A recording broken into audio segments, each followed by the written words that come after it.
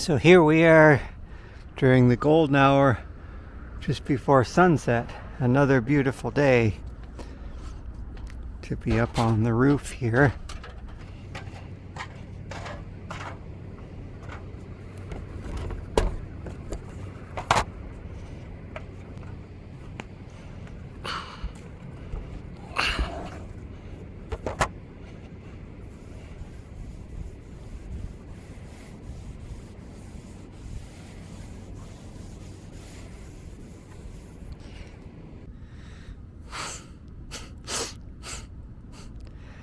Let's consider a fun typical example, like, if you're at a pool going for a swim, or you're at a lake, jumping off at a pool, you might jump off a platform. There's typically platforms that are 5 meters high and 10 meters high.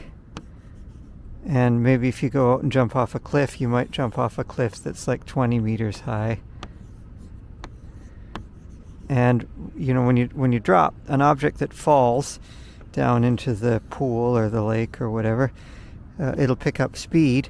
And let's assume that the acceleration due to gravity is about, for simplicity, 10 meters per second squared, which kind of means 10 meters per second every second. So if you look at how fast it's moving, it'll kind of be like this. At the first, if this is velocity, the velocity will be linear, and so 10 meters per second. So at 1 second, after 1 second, it's going at 10 meters per second, and then after 2 seconds, it's going at 20 meters per second, and so on. At 4 seconds,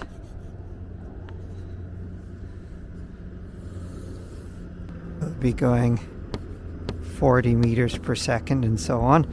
And so if you look at after 1 second, it's gone 10 meters per second.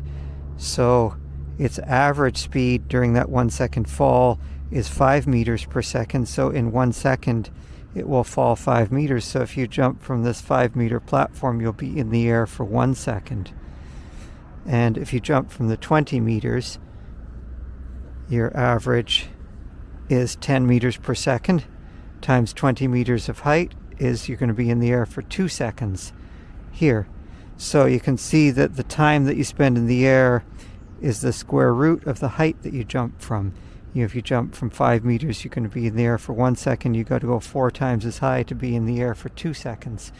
And so if you jump from 10 meters, you're going to be in the air for the square root of 2 seconds. Square root of 2 times the time that you're in the air from 5 meters. And so this is a graph of velocity, and strictly speaking, what we should really do if we want to make this simpler is this graph. We would say it's in velocity per meter per second, and this is time. And then if we did this in time per second, then we can just label these as numerals, 2, 1, forget putting the seconds on here, 10, it's just 10 and 20.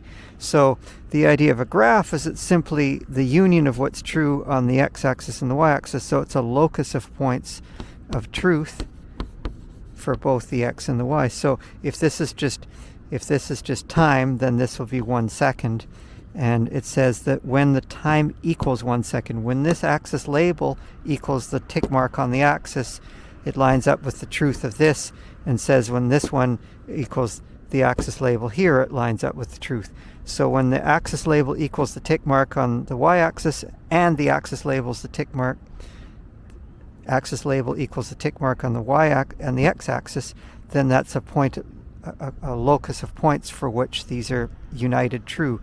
And so that's kind of what a graph means, the locus of points for which these things are true. So if I take a fun little graph here and make something like, let's say, time in the air, time to fall, or time to fall as a function of how far you jump from. So if we make a table here, and we say that if you jump from 5 meters, your time in the air is 1 second. If you jump from 20 meters, your time in the air is 2 seconds. And if you were from 80 meters, your time in the air is 4 seconds. This is a table, and a table's like a graph. This is time to fall, or this is distance to fall from. This is distance, and this is time to fall from.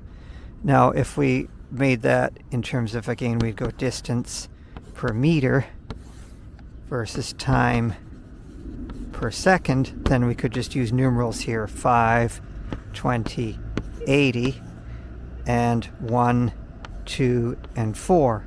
And so a table like this is just a truth table. It's a table of true values.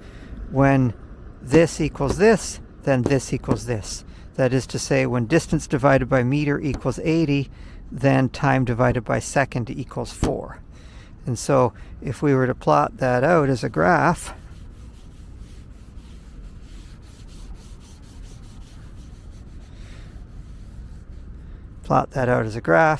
we might have something that looks like this. We've got the distance that you're going to jump from, and say this is, we're going to go from 80, 40, 20, 10, and 5, and this is going to be distance per meter, and over here we're going to have time per second. And so if you are jumping from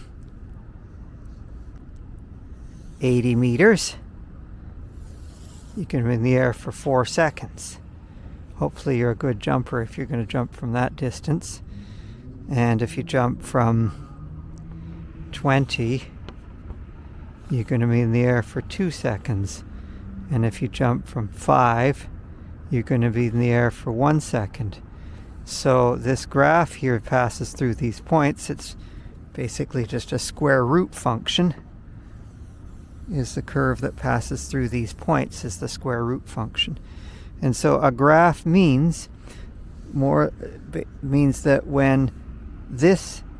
whenever a particular axis label on, it's the locus of points for which, when this axis label is equal to this, when this tick mark is equal to this axis label, then the corresponding tick mark here is equal to this axis label. So when distance divided by meters equals 5, that is to say when distance equals 5 meters, because if you multiply both sides of this equation by meter, distance divided by meters equals 5, then time divided by second equals 1. And we can take this equation and multiply both sides by meters. So when distance equals 5 meters, then, and we can take this equation and multiply both sides by seconds, time equals 1 second.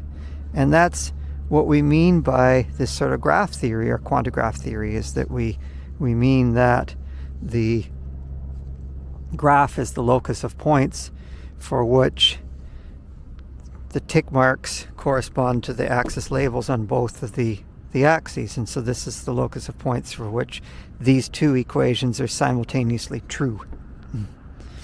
And so that is kind of where all of this quantigraphics comes from.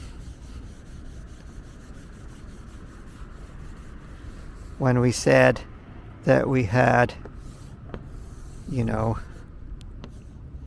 Q was Q0,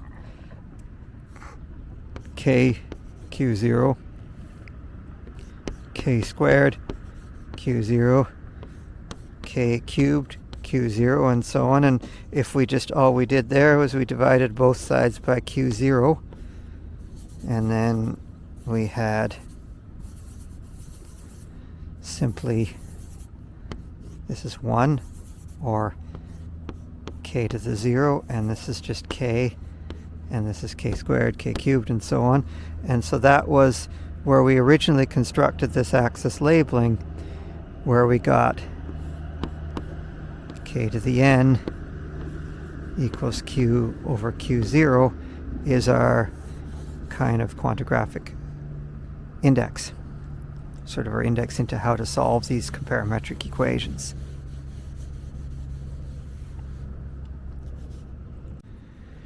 So my chalk stick's getting a little short. Let me see if I've got another, reach in my pocket here and grab another stick of Hagaroma here.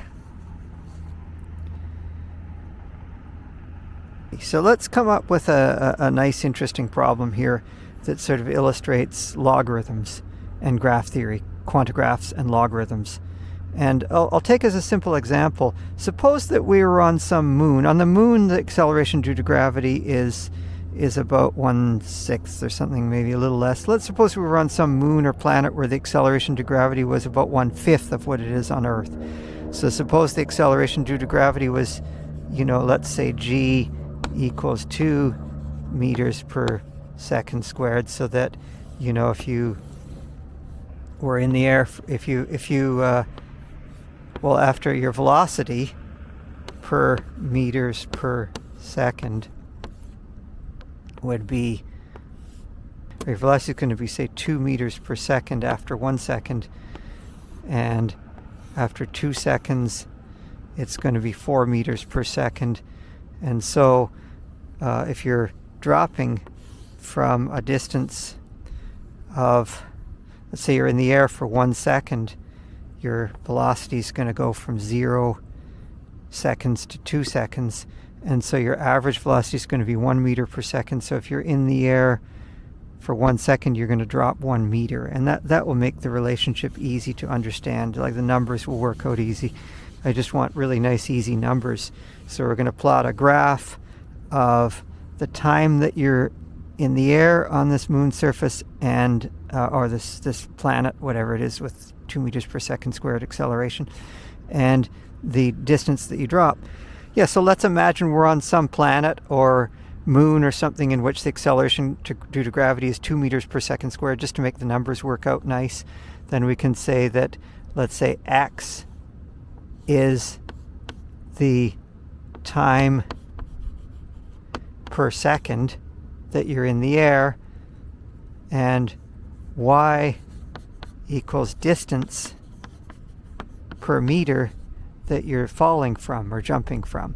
So this is time per second and this is distance per meter, and then we're going to have y equals x squared, because the distance that if you're dropping, if you're falling for twice as long, you're going to drop 4 times as far in terms of your distance. So this will be a really simple relationship. And let's say that we have x here, and then we'll choose numbers, and then I want to look at logarithms. I want to look at log x, and then so let's choose numbers that are easy to compute log, and we're going to use log 2. Let's use log base 2 because that's an easy base as a logarithm to work with here. And we're going to go x is 1, 2, 4, 8, 16, 32, 64, let's say. And now the logarithm of x, log of 1 is 0, log of 2 is 1, log of 4 is 2, log of 8 is 3, log of 16 is 4, log of 32 is 5, log of 64 is 6, just the number of bits in that number. And then let's consider here y, which is x squared, and this is going to be 1, 2 squared is 4, 16, 8 squared is 64, 16 squared is 256, 32 squared is 1024, and 64 squared is 4096. And then now let's look at log of y.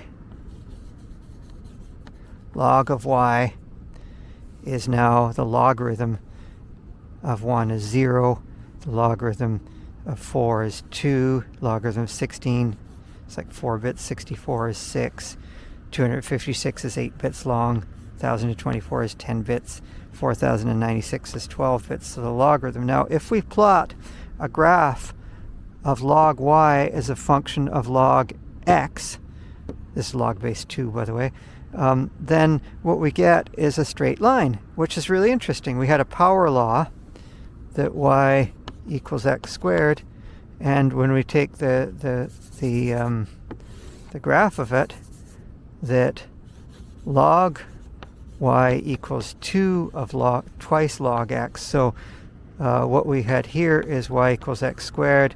The distance that you fall is a function of time in the air.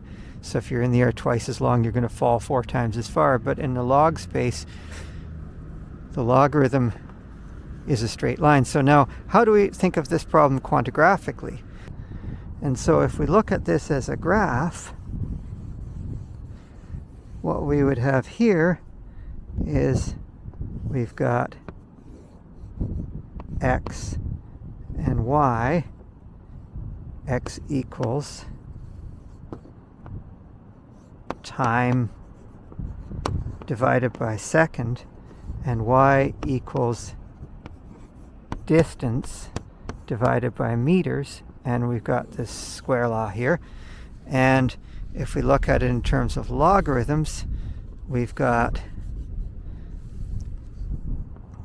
going to have a line of slope 2, and we're going to have here the logarithm of time minus the logarithm of seconds, and we're going to have over here on this axis, we're going to have log of distance minus the logarithm of meters. And so again, this is the point, a graph is the point, the locus of points when this is true. So whatever the tick mark is here, it means, and it meets that line somewhere, whatever the tick mark here, it means that the logarithm of time equals the logarithm of seconds, or the time equals that number of seconds, and likewise for the distance. So the same principle applies whether we take logarithms or any other function to coordinate transform those graphs, you know, the quantigraphic principle.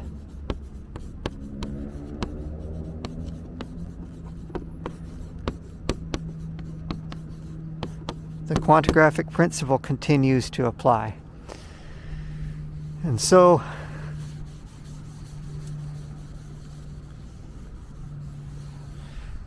in terms of what we had before, when we had q over q0, let's say, and we had these k, now we can take logs. What we often say is we'll let large q equals log of small q, or we might take, in this case, we might take log of q over q0 equals log of q minus log of q0, and many times these logarithms are going to be base k, so that might be log k of q over q0 equals log k of q minus log k of q0. And so again, we're going to have this, and sometimes we'll call that q minus q0. I sometimes use these capital letters to represent the logarithms of things. So there we have very simple understanding of quantigraph theory.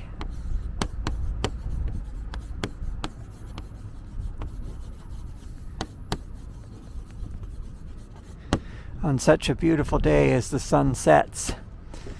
Another day here at the lab, enjoying comparametric equations.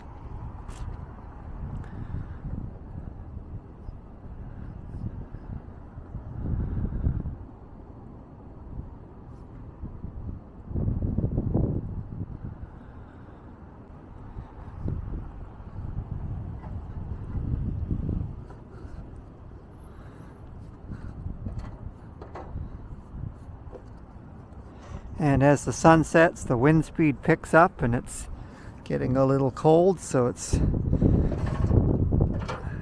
time to call it a day, I think.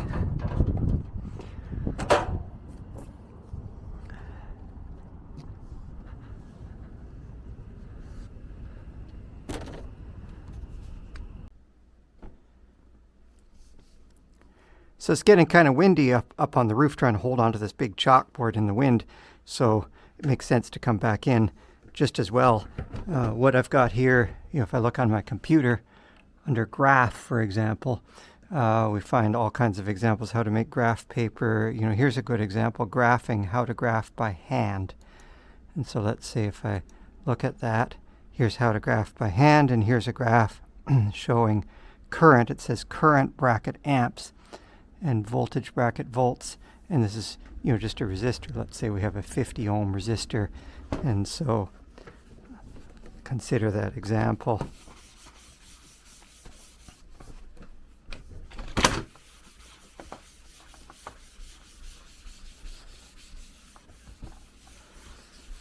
And let's say we have a 50 ohm resistor, and what we saw there is we saw something like, what we saw is current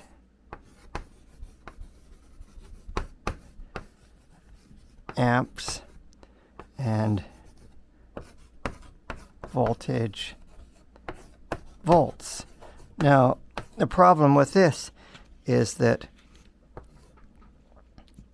when I have something times something else, like if I have x, y, that means x times y.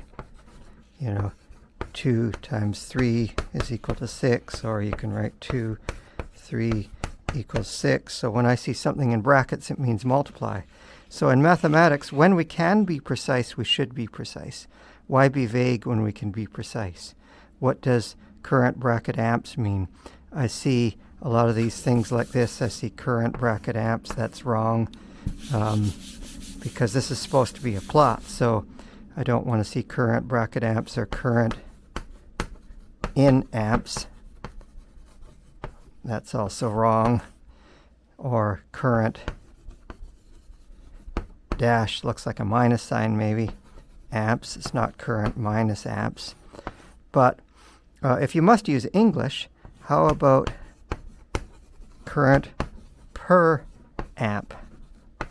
That would be totally perfect. That would be quite reasonable to do.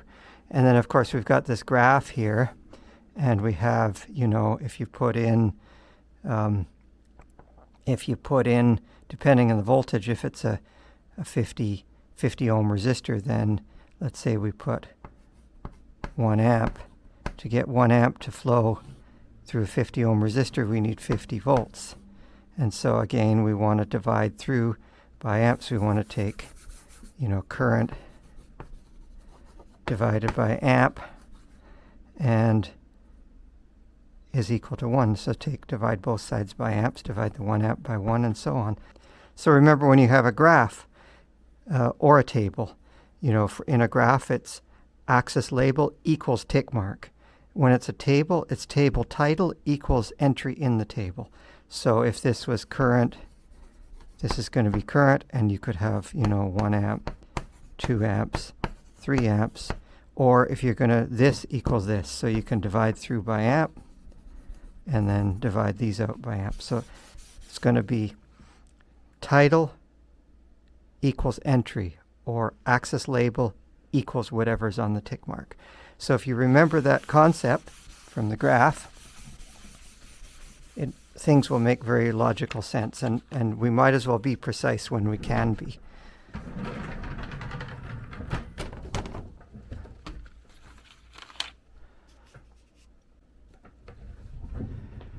So also consider plot. Here's, if I look up plot, graphing, there's an example of a plot.